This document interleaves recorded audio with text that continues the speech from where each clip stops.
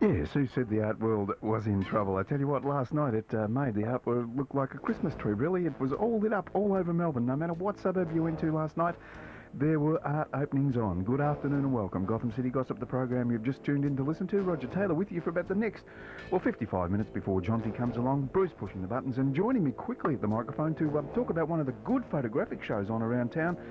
Paul Harris, great to have you on Gotham City Gossip yet again, Paul. Well, thanks, Roger. What's the exact nature of this Romper Stomper exhibition? It's stills photography from the film. This is a guy called Peter Leiss, who worked as a stills photographer on Romper Stomper a year and a half ago, and has put up an exhibition of some of his favourite photographs, not necessarily promos for the film, but photographs that he took towards the last 4 weeks of shooting this particular film, and it's on at the Photographers Gallery, Punt Road in South Yarra. Candid shots? Very candid shots, yeah. Some... I haven't seen the film, so I can't say whether all the shots are in the film. I think there's only one that would be a publicity still, and that's with all the with the gang doing the Zig Heil signs. I remember when I was a kid, I went to see The Bible, Dino De Laurentiis' film, and had a sign out the front, "You've seen the film, now read the book." You're telling me you've seen the film, now go and see the exhibition.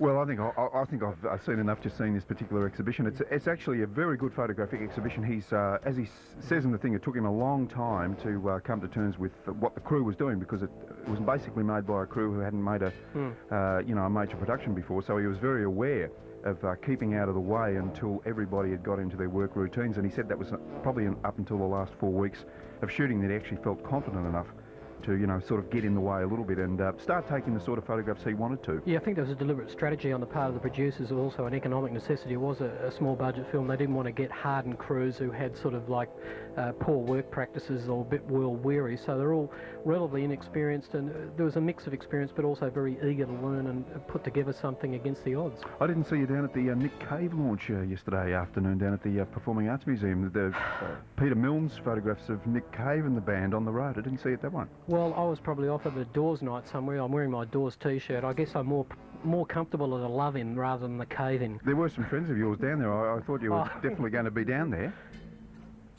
Which friends were they? Oh, well, you've got lots of friends. I guess I can't really mention every name on it. Okay, listen, I'm really overstaying my welcome here.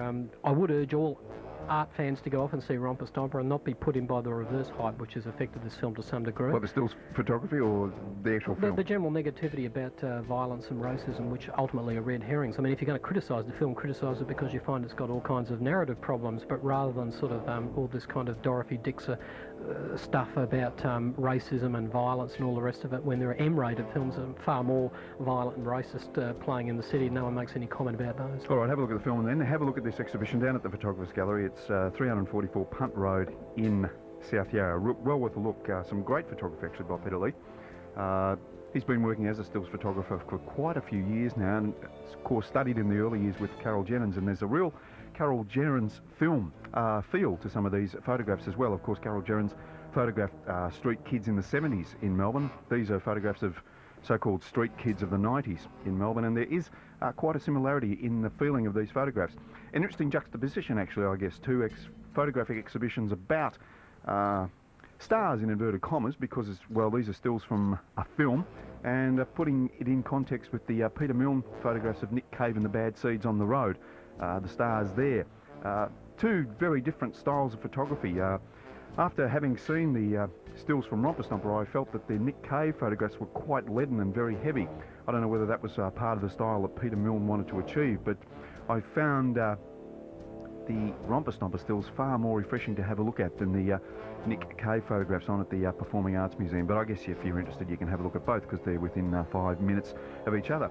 And if you're doing the round for photography,